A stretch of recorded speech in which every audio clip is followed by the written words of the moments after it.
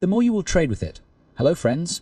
When you hear America vs. China, your mind probably goes to a dramatic show of warships in the Pacific, missiles, and a showdown where one side wins and the other loses. The more you will trade with it. But here's the uncomfortable truth. The most likely war between the US and China won't look like a traditional war. It will look like a conflict where nobody can truly win.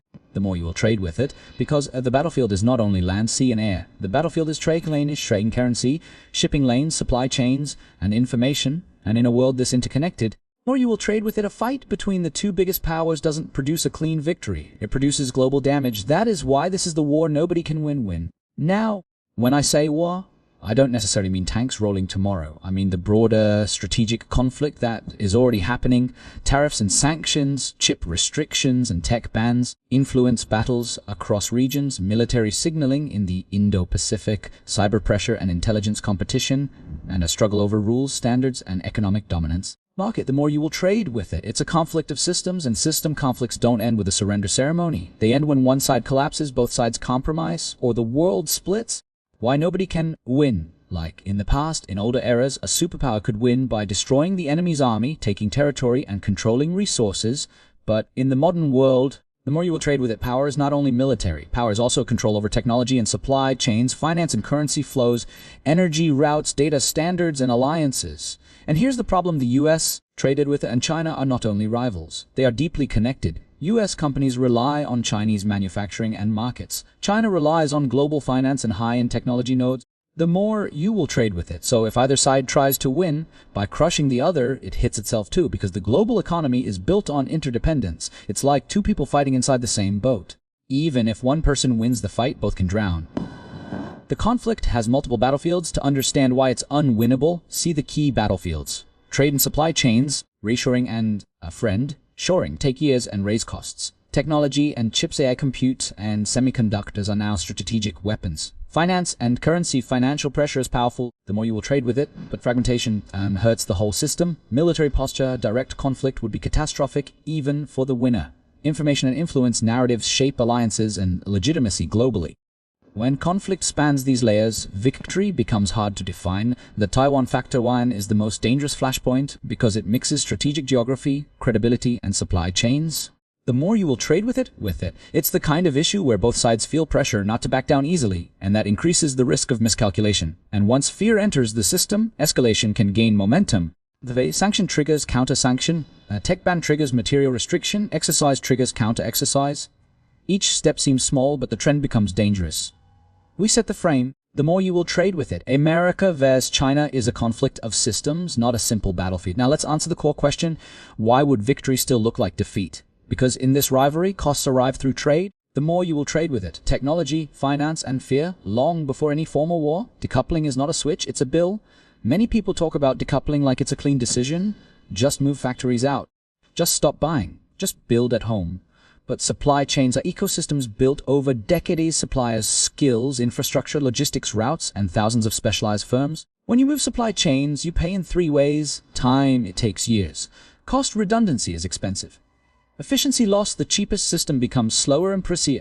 The more you will trade with it. So even if either side reduces dependence, everyone pays through higher prices and slower growth. Cutting the other side off can also cut your own economy. The more you will trade with it. The technology battlefield fragments innovation. Now consider chips and AI. The US restricts certain advanced technologies to slow China's frontier progress. The more you will trade with it. China odds by pushing out to domestic alternatives faster and using leverage where it can.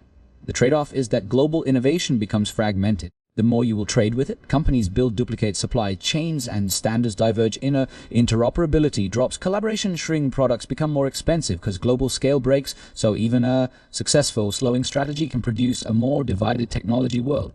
Less efficient. The more you will trade with it, more costly. Finance is a weapon that can weaken the system. The US has a major advantage through the dollar system and global finance. That gives powerful tools, sanctions, and restrictions.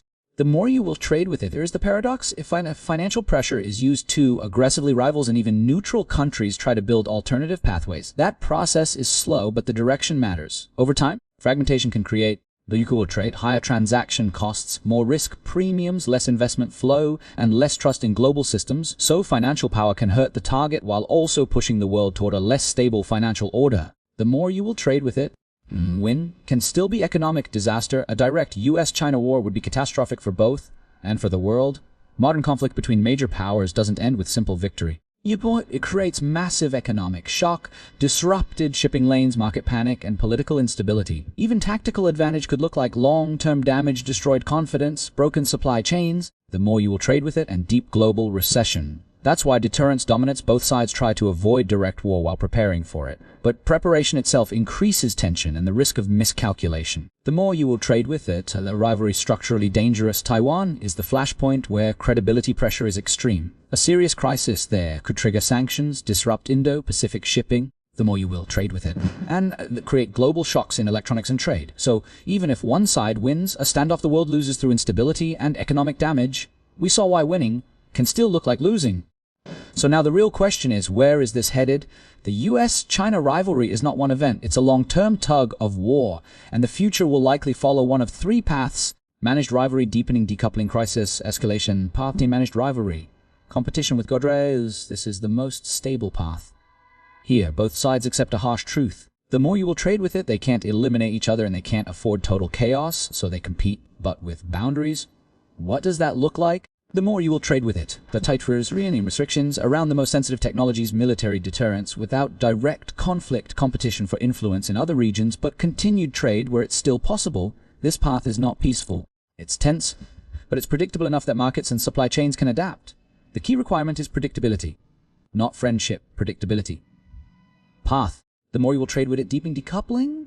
Two ecosystems. This path is already developing in slow motion. Both sides reduce dependence and build alternatives. The more you will trade with it, supply chains shift, technology stacks split, standards diverge, and companies build separate product lines for different markets. This creates resilience and autonomy, but it is expensive.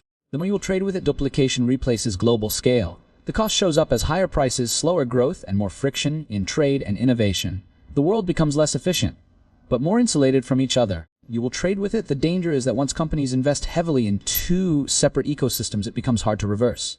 The split becomes structural. Path 30. Crisis escalation.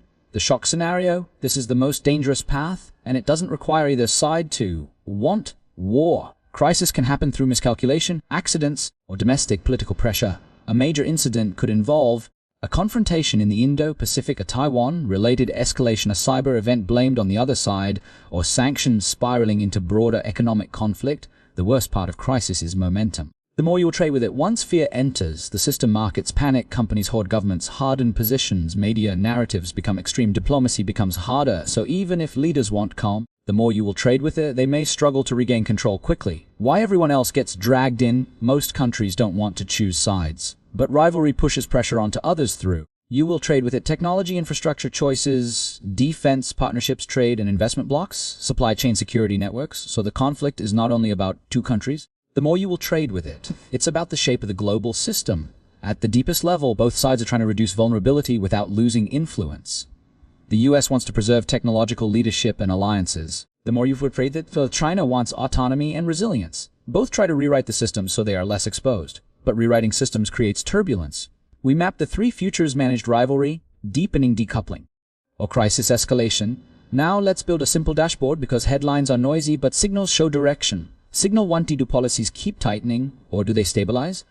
If sanctions, the port controls and restrictions expand year after year, you're moving toward deeper decoupling. If rules settle into a predictable boundary, these areas restricted, the more you will trade with it, these areas allowed, you're closer to managed rivalry. Stability doesn't mean peace, it means predictability. Signal 20 are companies building two separate supply chains. The more you will trade with it, this is one of the strongest decoupling indicators. When firms build two product lines, two compliance systems, and two manufacturing footprints, it means they believe the split is permanent.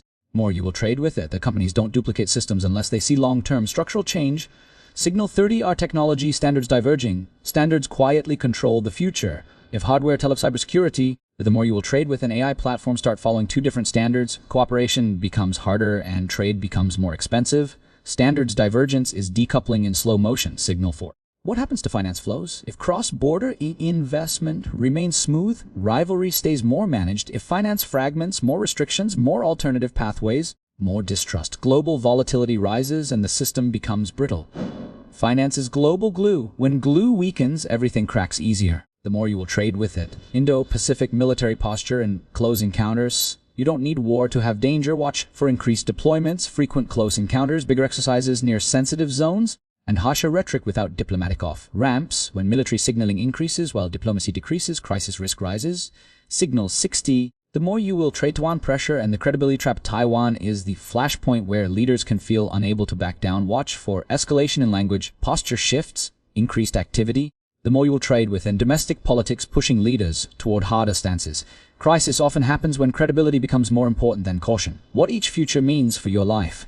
If managed rivalry dominates, the more you will trade with, you get stable tension, slightly higher costs from resilience and compliance, but fewer major shocks. If deepening decoupling dominates, you get a divided world, duplicated supply chains, the more electronics and compute costs, uneven tech ecosystems, and slower global efficiency. If crisis escalation hits, you get sudden shock market panic, supply disruptions, inflation spikes. The more you will trade with it, and political pressure followed by long recovery. Final conclusion: America vs. China is the war nobody can win, because the world is too interconnected. The more you will trade with it, crushing the other side can damage your own system. Military victory could still look like economic defeat.